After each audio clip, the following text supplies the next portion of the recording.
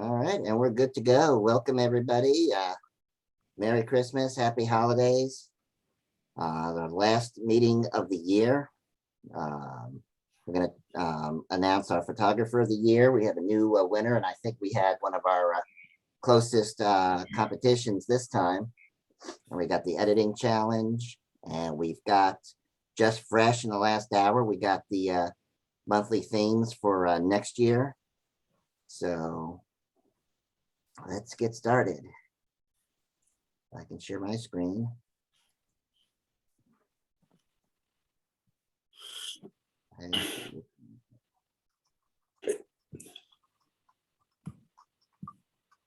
There we go. Everybody see that? Yes. All right, I'm doing something right. Well, I'm not everybody. Welcome.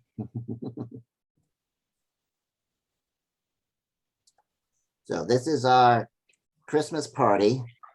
It's usually a little bit more fun when we get to do it in person, and hopefully next year we'll get to do it in person. That's the plan, but still wanted the winners to be able to get publicly acknowledged. So that's why we're doing this. And the editing challenge is always fun. So we'll go ahead and we'll start with our usual club business. We'll talk a little bit about events. We'll do our editing challenge, and then saving the best for last, the photographer of the year. So for those who were here before I started the recording, it's time to pay your dues for next year. If you'd like to be a paid member, it's $20 for an individual, $30 for a family. The main difference is you get extra benefits if you're a paid member. For example, entering our monthly challenges, our mentoring program that we started this year, our summer barbecue, which we should be able to do next year, possibly overnight trips. We have our members only Facebook page, free workshops and reduced pricing, and first access to special events. However, you do not have to be a paid member to participate in the club. You can still participate on our regular Facebook page. You're still welcome to come on meetings and welcome to go on trips. It's just a few extra benefits if you are a paid member, and if there's a trip that's limited to paid members, we'll let you know. And then for those who haven't purchased them yet, we still have our North Georgia Photography Club t-shirts, hoodies, sweatshirts, tank tops. This is the link, which you probably can't do much with right now, but it's also on the members only page. I think it's in that top part again, and we'll move it up on the online page too. But I don't remember what the prices are, but they're not very expensive at all.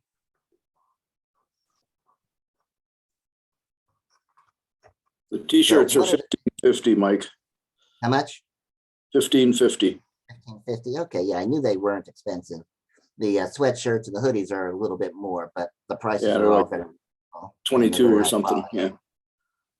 So we've been working on finding a new meeting place, and I'm not going to reveal it yet, but we have a very good lead in Dawsonville. We're just waiting to see if everything falls into place. The slides and projector and everything. If it all works out, I think we're going to have a meeting place in February. It's in Dawsonville, and we'll let you know more next month, but I'm definitely looking forward to that. We are still looking for volunteers to join the planning committee. We need someone to help Michelle with the speakers. We'd like to get someone to help Timmy with the workshops. Lisa and I are stepping back from the weekly themes. Rick's still going to be running that. Donna Grayson is going to be helping him, but we'd love to get one more person to help out with the weekly themes. Please. We're also going to hopefully have a club secretary.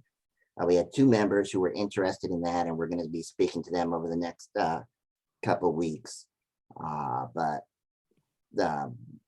being on the planning committee, it's a lot of work, but it's fun work, but it does take up time, and anything we can do to help each other out. Remember, this is not my club. It's not the planning committee's club. It's your club or all of ours club. And the more people who can help out, the better, and the more we can do for each other. So if you're interested in volunteering, contact me, contact Lisa, contact Dick, and we'll fit you in.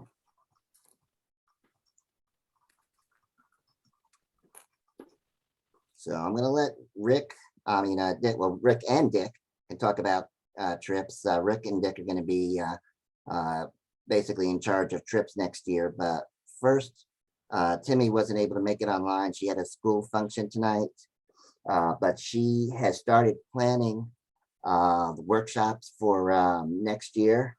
I think in February, Stephanie's gonna be doing a workshop. What's your workshop supposed to be on, Stephanie? Stephanie? Yeah, she was here. She was here a minute ago. Sorry, I had to unmute. It Yeah. is going to be, I just want to show some people how I put together some of my top 2021 night composites Okay. of the night sky. And I'm going to go over stacking images, stacking night Awesome. images, and some Mhm. stacking software. Yeah, so I think we have that scheduled either the first or second Thursday in February, but those dates will be announced. I think it's Thursday, and I think I told Timmy 7 to 9. And if I end Yeah. early, I end early. Yeah, it'll have to be 7 o'clock so I can join in. Do we have Mike the date Robertson, firmed on that yet? What's that? I'm sorry, do we have the date firm on that yet? Whatever that first or second, hang on, let me look at my calendar. February, I think it's gonna be February 10th. It's gonna be on a Right. Thursday. All right, thank you. All right. Yep, that's And correct. then Mike Robertson has said he'll do a workshop with us in March. Scott Gibson, who did a portrait workshop with us last year, said he'd like to do another workshop for us. Desiree Griffiths, who does all of the composites we're always seeing on the Facebook pages, she's going to do one on composites. We're trying to see if Anna DeStefano, who did a great presentation for us over the summer, she's interested in doing a workshop for us. So we have a lot of good things in the planning stages.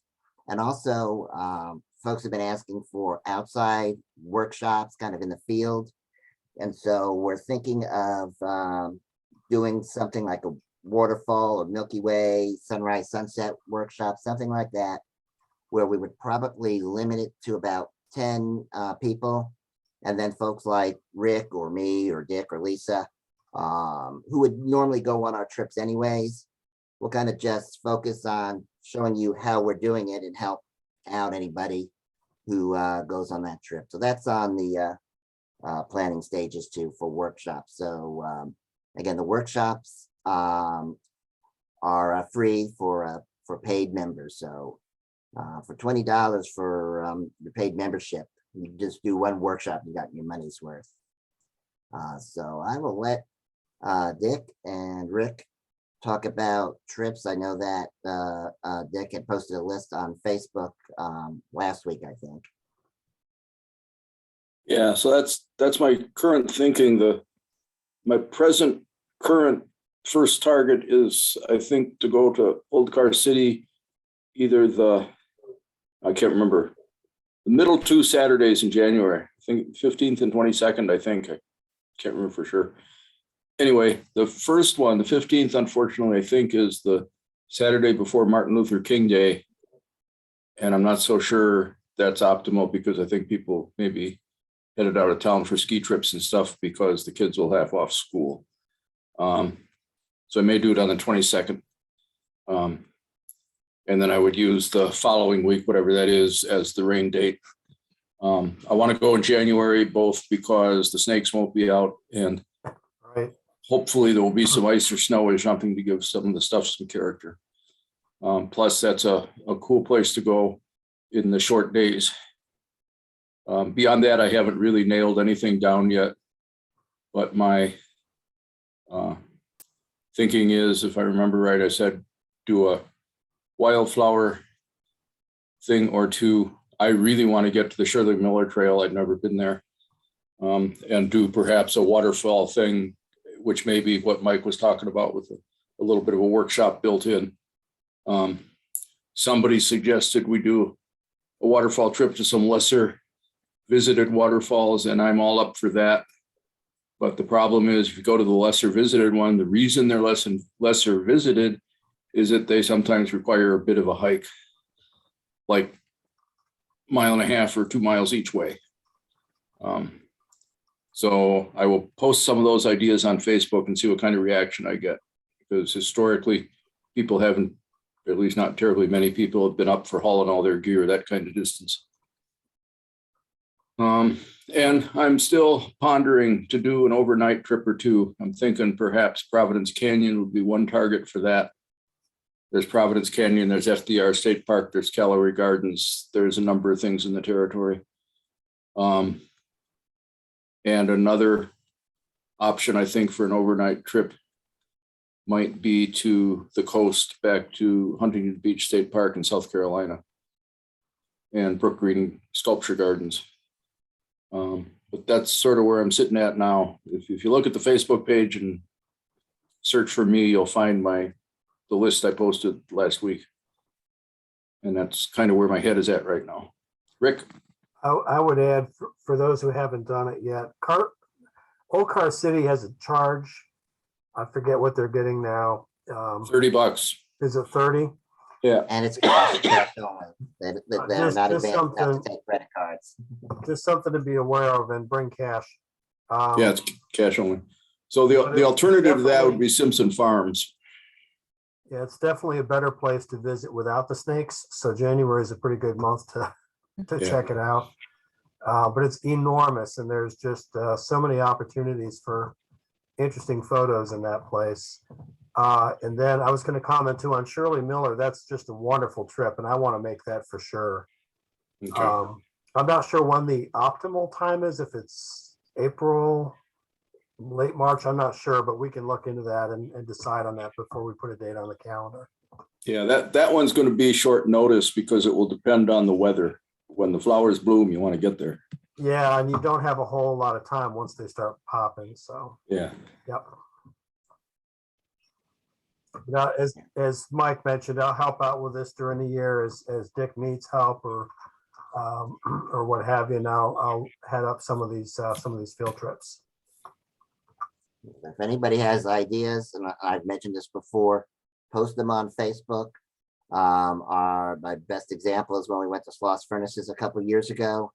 Bob Kelly had posted some images. A lot of people were real interested in it, and we made it happen. And we had about 15 or 20 people go all the way to Birmingham for a day trip.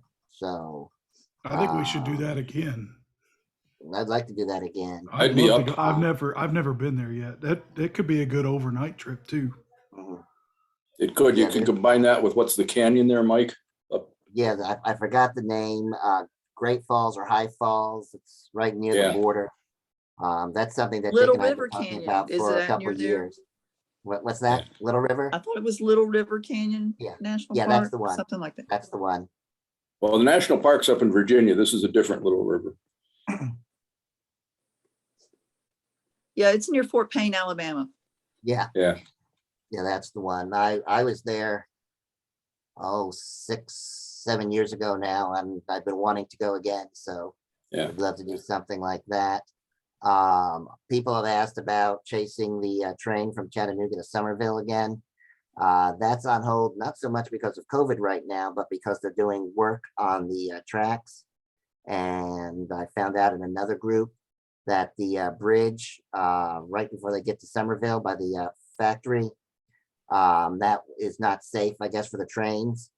And Norfolk Southern and the TVRM are fighting over who will pay for repairs to that bridge, and neither one wants to pay for it. So there may not be a train chasing trip in the near future, but we may do something. I went with Barry Smith last year and chased the Great Smoky Mountain Railroad.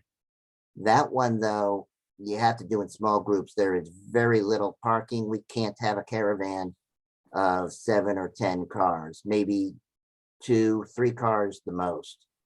So we'll see what comes up during the year if people are interested in something like that.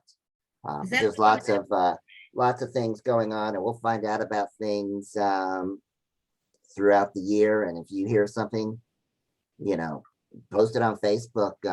Say attention, Mike, attention, Dick, Rick. So that we see it. Make sure you tag us so that we see it, and we'll do the research to get it going.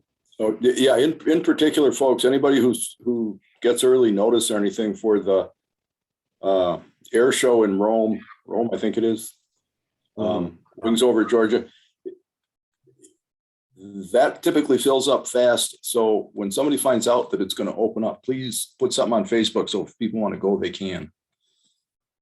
That air show is in Rome. It's real near where I go to church. Yeah, but the problem is that I don't get notice of when the registration is going to open Registration for what? for the For the photography site in that air show. They have a special place for the photographers. It's a better angle than most. You can also pay a little extra sometimes and get in for like sunrise. Yeah.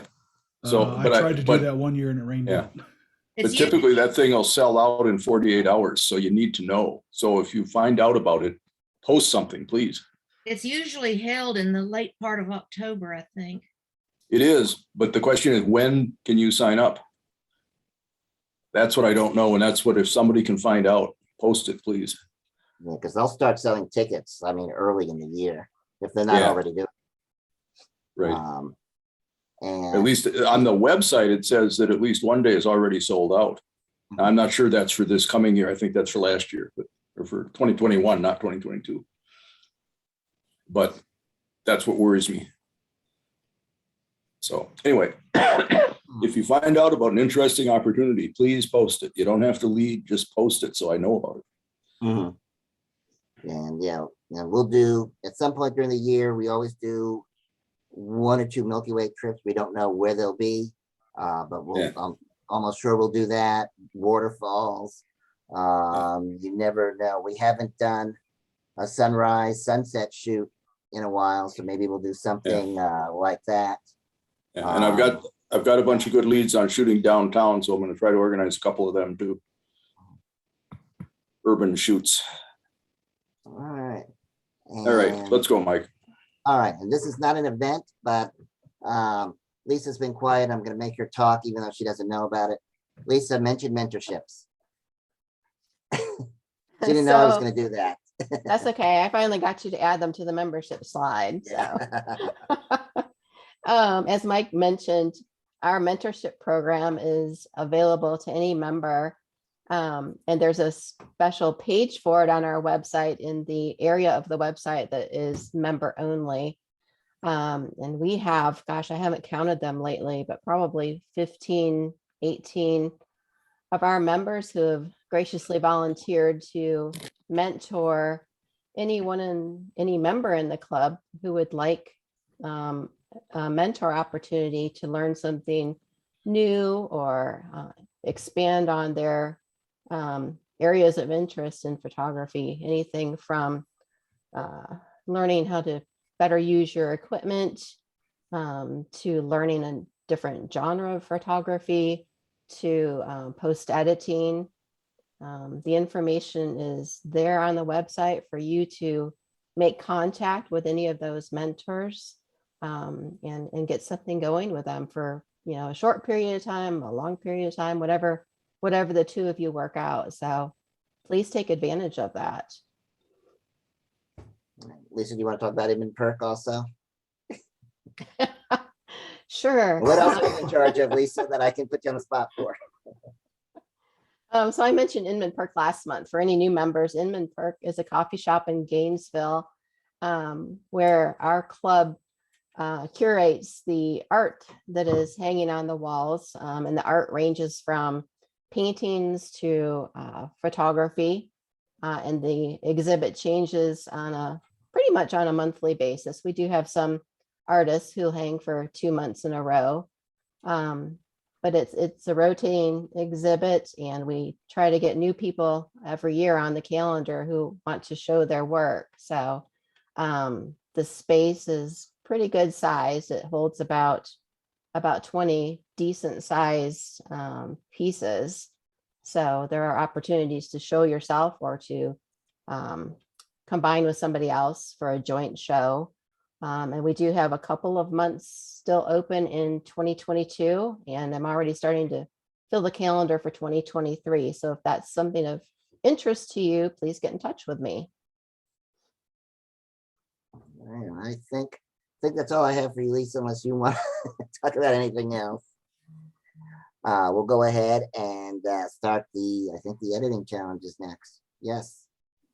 So for those who are not familiar, we do this about once a year. We'll have a member who will submit a raw image. This year it was Patrick Olmstead, and he provided this raw image for us. And basically, the challenge is just edit it however you want. You can get as creative as you want. You can do unique things to it, and some people did. And you could edit it as if the way you would edit your own photos, and then just kind of let everybody know. You don't have to go into big detail, but kind of let everybody know how you did it. And it's a good way of learning. Patrick, where was this taken?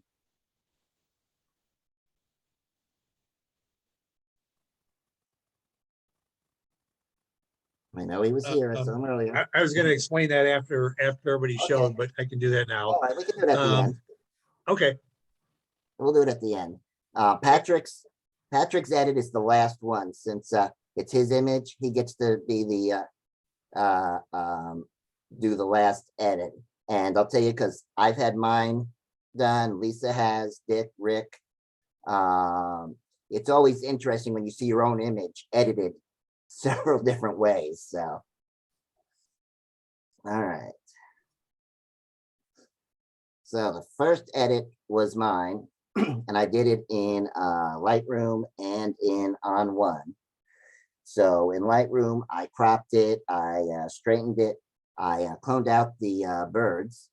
I did some basic adjustments of exposure, contrast, highlights, shadows, the blacks and whites. I slightly increased the texture and clarity, did a little bit of dehaze and added some vibrance.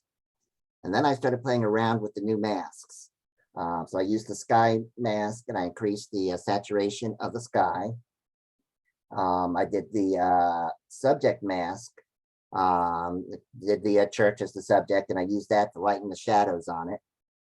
And then let's see, and I also increased the orange and yellow saturation from I think it's a sunset or around sunset, but increased the orange and yellow. And then I went into On1. You can use that as its own program. It's a great program, but I prefer to use it sort of as a plugin. And I added dynamic contrast to the church. And I also added a slight vignette. So let's see who's next. I don't think he's on here. This was Bruce. I didn't see him on here, but I don't know how he edited, but he added a blimp. So. Are those people Lisa, you're next. parachuting out of the blimp? What was that? What was that? Go back. Were they birds what? or people parachuting? What is that? Knowing Bomb. Bruce, it could be anything. Actually, they're all over the place. Never mind. Yeah, I think those were the birds. That's what I cloned out of the picture. All right. So I see Lisa reversed the image. I did. I edited mine in Lightroom also. First did my typical adjustments for lens correction, straightening, color profile, and auto black and white. And then used the new masks like Mike did for my sky and my subject. And then I added a bunch of radial filters for various things such as shadows, adding more texture to the roof and the steeple. I added a few clouds and a few more birds to balance the activity up by the steeple. And then I flipped it horizontally. I kind of felt like my eye was getting stuck coming in from the left side of the of the image by the steeple, the tall part.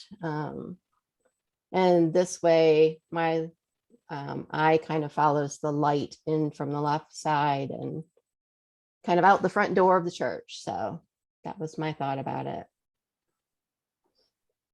Very nice. A lot of people actually did flip it, so that was kind of cool. You went the opposite of what I did. I took the birds away. You added some. All right, Travis.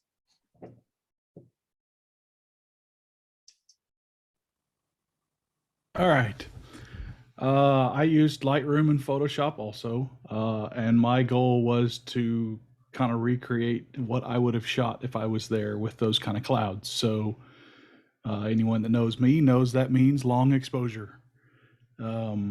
Obviously, I cropped it a little differently to isolate just the building. The trees were kind of distracting to me, so I cloned out what I couldn't crop out, and then using Photoshop, did a selection of just the sky and copied that, cut the building out, and then had to refill in the spots of the sky where the building was, and used a motion blur to make the clouds look like long exposure clouds, and then dropped it back in there, and then went back into Lightroom and worked the color just a little bit to warm up the sides, keeping the contrast. I really liked that contrast of the warm spots on and then the shadowed side. So I wanted to kind of work with that.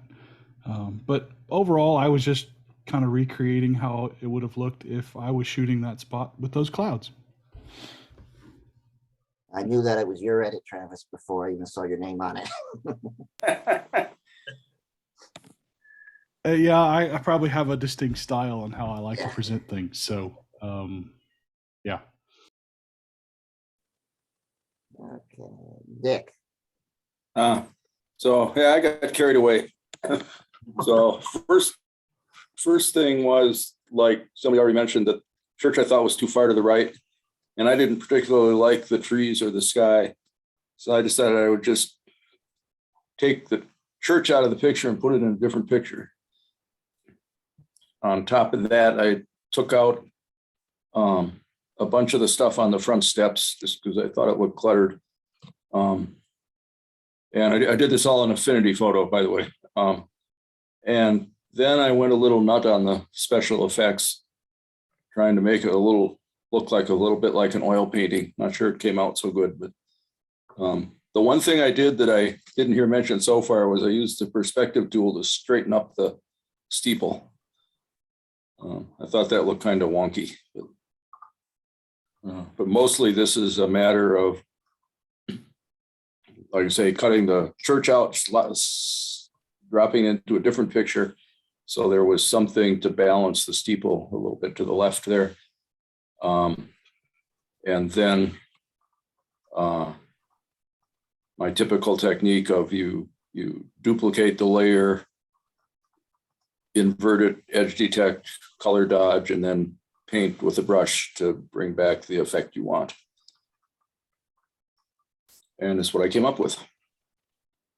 The background picture, if anybody cares, is a shot of the hillside taken from Wolf Pen Gap Road and Miller Gap Road. Okay, Cool. Beautiful. very cool. Yeah. That one, it took me a long time to figure out how to properly composite that thing. But that's what I like about doing this, is it makes you think and it makes you try other things that you wouldn't normally do. So that's Now, I will say I did four or five other edits of this thing before I did this one, which I will post on Facebook probably tomorrow. yeah, that's another thing. I limited it to one edit per person for online tonight, because otherwise we'd have a 3-hour meeting. But when I get the album posted, feel free, if you did multiple edits, to put it in the album. But please put it in the album. Don't just put it in the feed. Let's see who's next. Melinda. I didn't see Melinda on. So she flipped it. Flipped it, bunch of contrast. Yeah, So she took out the birds, at least most of them. yeah. So got some of them on. All right, Ah, Andy, are you on? Andy is a new member. the infrared look. Yeah. Yeah, I use Darktable to change this. It's open source. And originally I wanted to convert it to black and white, but I tried it and it didn't look all that interesting. So I've always liked the reverse negative look of things. So I thought I'd just give that a try. And basically all I did was adjust some of the color filters, magenta Yeah. filter, green filter, and that was it. I took a minimalist approach to doing this. Yeah, that's cool. I like that. Very cool. And yeah, nobody else did that. And we don't, I've seen a couple of infrared pictures on our Facebook page, but we don't see it that often. I see it more often in other groups. So that's always kind of cool. I like Yeah. all of them so far, but that's pretty cool because you have the person looking, it almost looks like somebody looking out the window. That's Pretty true. cool. Yeah. Yeah, it's very interesting.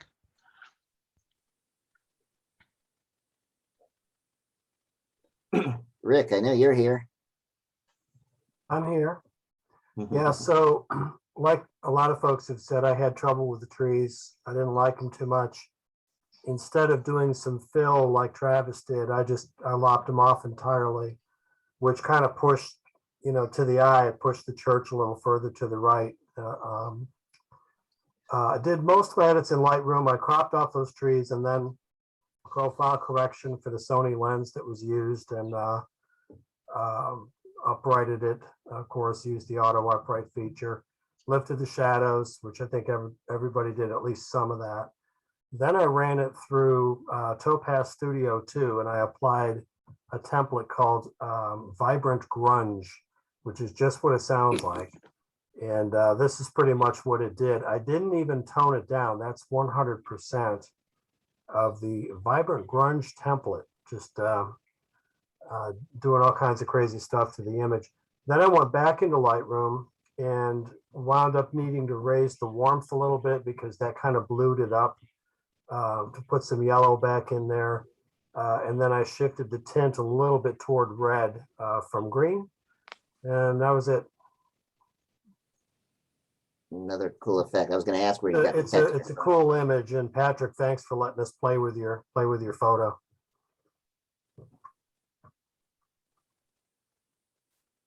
All right, Linda. So I edited this in Lightroom and Photoshop. I flipped it. I also straightened the image using Transform.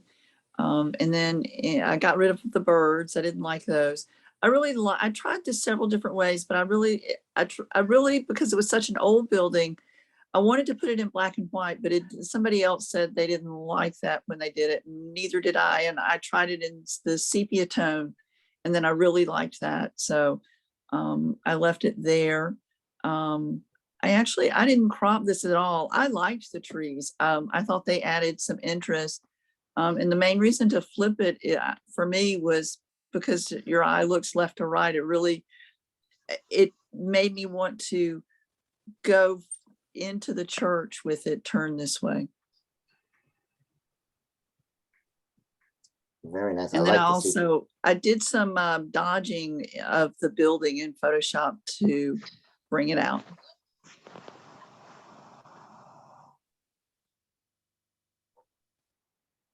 All right. Michael Amos. Hey there, everybody hear me? Yeah, we can hear you. Good. I picked up the birds and the things that distracted me basically, and I tried to straighten up the steeple a little bit. I did stretch the left-hand side just enough so that the church steps weren't sitting on the edge of the frame. And so moved it in a little bit, and then the light on the side of the church itself, I went ahead and added some sunbeams there. But that's about it, other than sharpening it and a little dodge and burn, and that was it. So What program did you use for the sunbeams? I'm trying to think what that thing's called. I can let you know. It's I don't remember now. Is it Luminar? Yeah, Luminar. Okay. Yeah. Yeah, Because I usually I'm never one- had, because we always talked about this before, but I At said, least they're not coming out of a rock or. yeah, I know. It looked fairly normal, right, Travis? Oh, maybe. I just see those way overused in ways that just don't work. So I try to be a minimalist.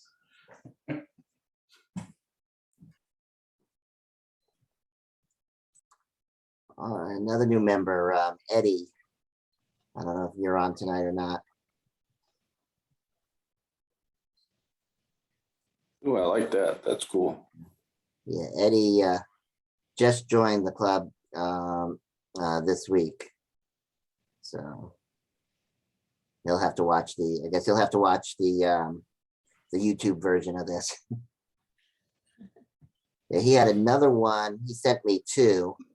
I said, I can only use one. Which one do you want? He selected this one, but he had another one with the Milky Way behind it.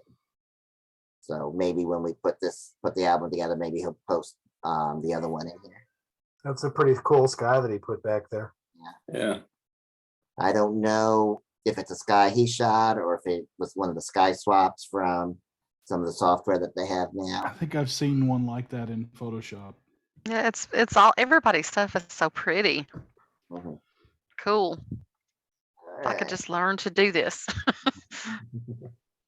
And then Lynette Weldy sent this last night. I don't Oh, think that's she's neat. on. Are you on, Lynette? I didn't see you. I'll take that as a no.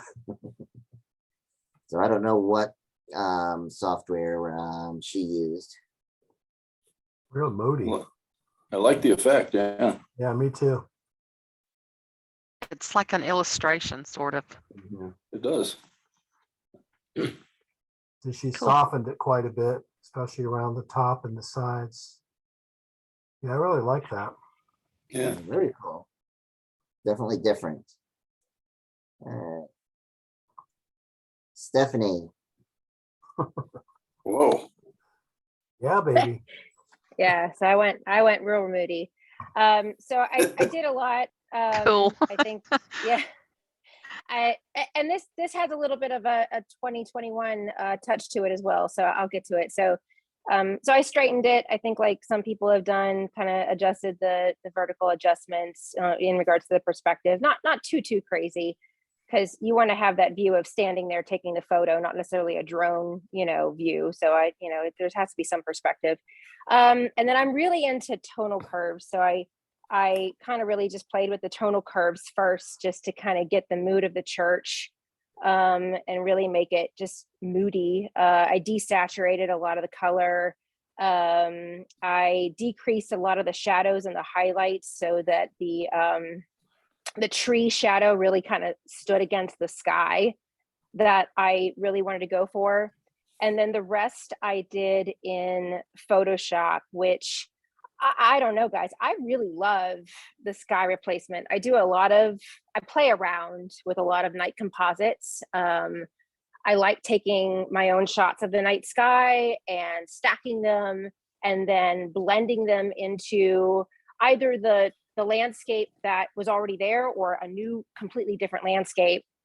So thanks so much again, Patrick, for really this challenge. This was fantastic. And I used the sky replacement. I uploaded my own sky, and my 2021 touch to this is that this is the first attempt at the Dodd Creek sky that we went to, the real cloudy night. This was one of my images of the Milky Way. And as you can see, it's kind of peeking through the clouds. So this was back in July of 2021 when we were up there at Dodd Creek for that first attempt. I stacked the sky about 5 or 6 times in Sequitur. And I think that's pretty much it. I kept it the same orientation because our eyes tend to go left to right. you know, so I felt it very inviting for the door to be on the left-hand side of the picture.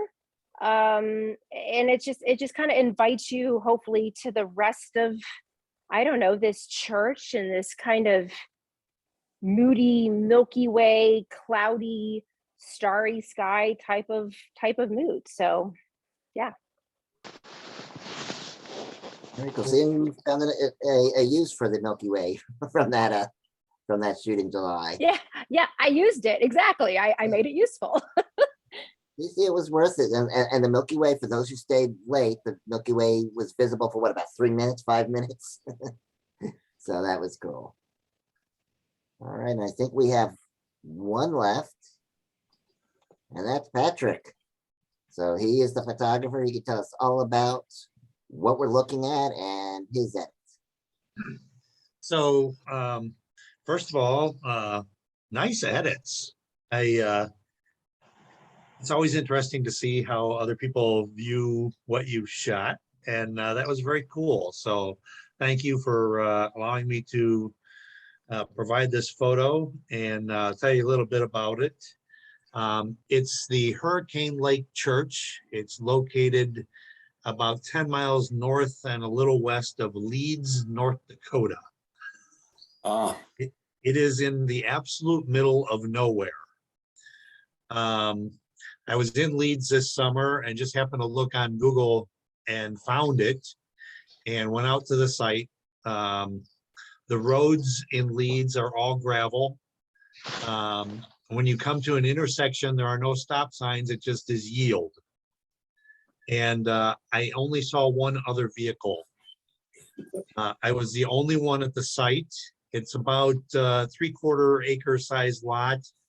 And 90% of the shots I had actually shot from the other side of the building, the roadside, because the sun was setting on the side over to, whoops, to the right of the steeple. So the sun was setting back that way.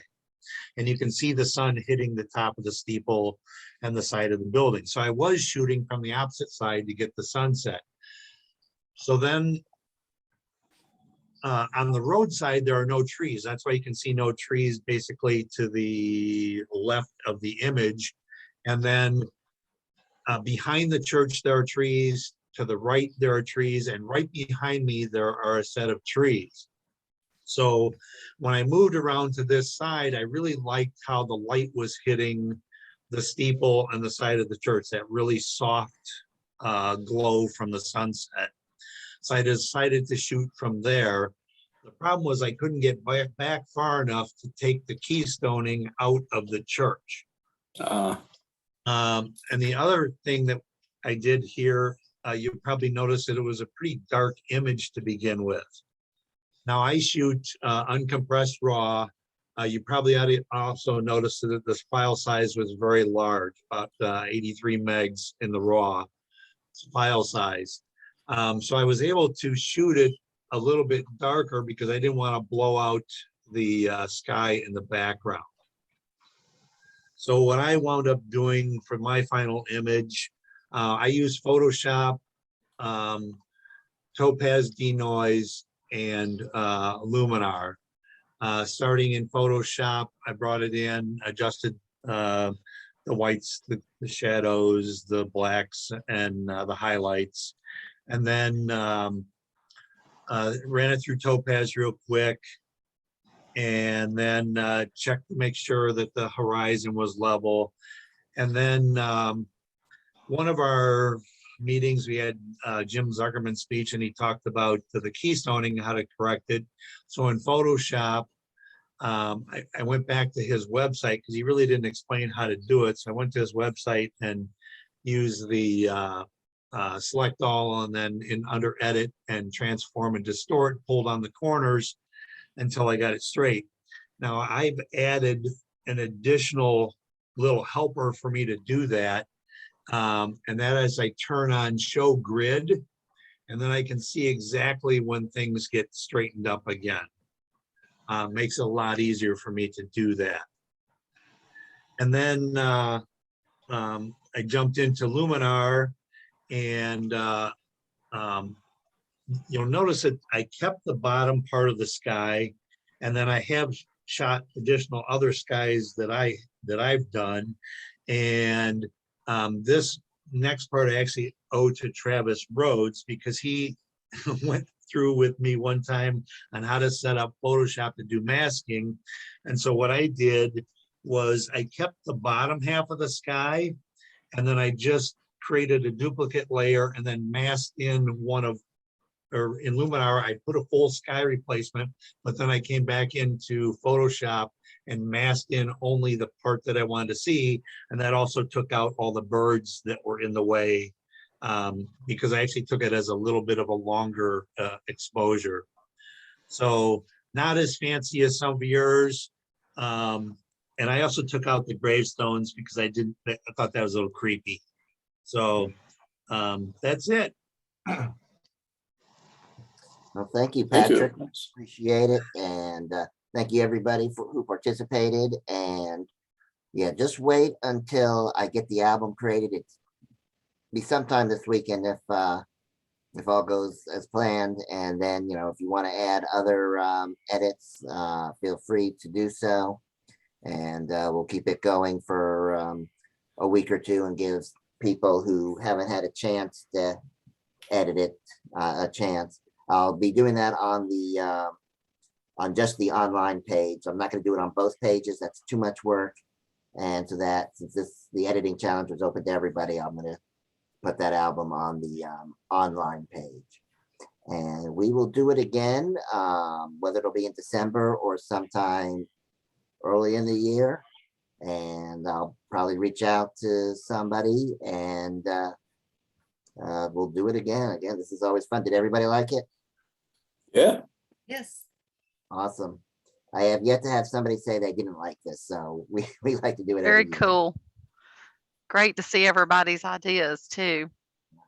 And when you see 15 people edit your own image, it really is interesting because I've had that happen. And like I said, Lisa and Dick have done an image. Linda, Angel has done that. I can't remember who else. So it's really cool.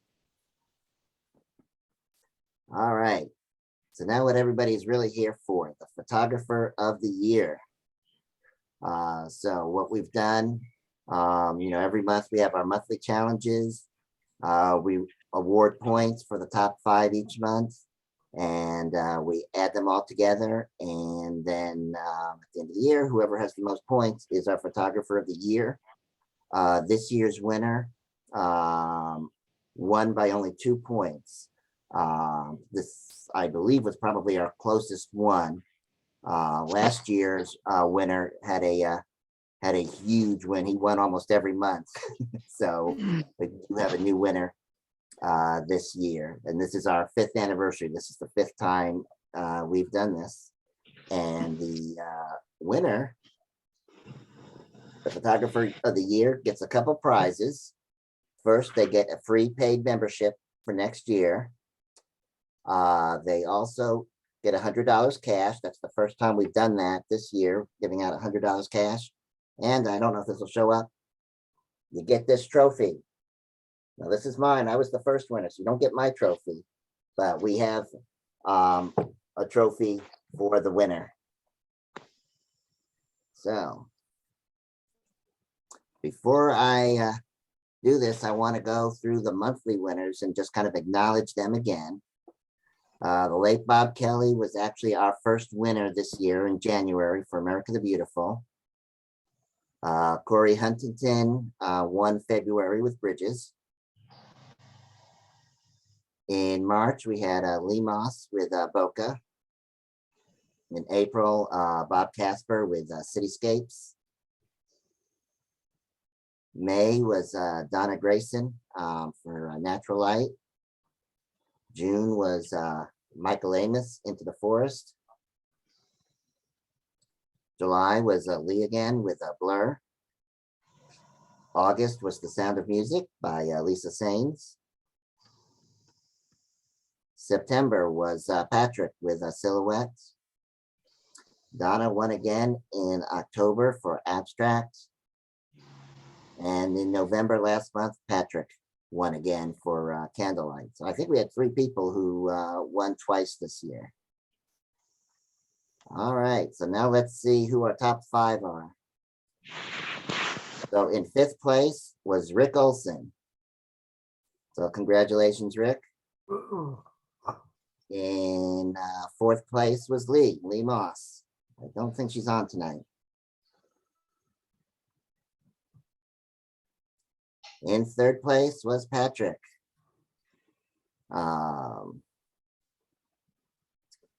His 2 wins in the last 2 months of the year shot him straight up there. Corey Huntington, our webmaster, finished in 2nd place.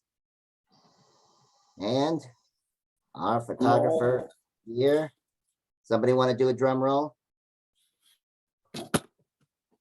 Good enough. Lisa Sains is our photographer of the year. Lisa is like finished in the top 5 every year, but has never been able to crack 1st place, and she finally did it this year. So Lisa wins the $100, the trophy, and her membership is paid for next year.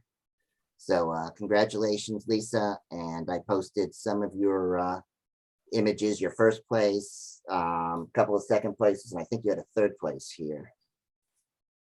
And I will post the names of the winners on the Facebook page tonight. Lisa, you want to give a speech? Not really. You already made me give a speech. Congratulations, Lisa. Congratulations, Lisa. Well done. Well done. Thanks. And let's see. So that is pretty much it for our meeting. So our first meeting of January is going to be on January 21st at 7 p.m. Our presentation is going to be by John Deese. He's going to be talking about drone photography. Our first photo challenge of the year is going to be mountains. And then down below are the rest of the challenges for the year. So we have framed, dilapidated, macro, close-up, tells a story, composite, power, multiple exposure, fog, perspective, and wild. All of these themes came from your suggestions.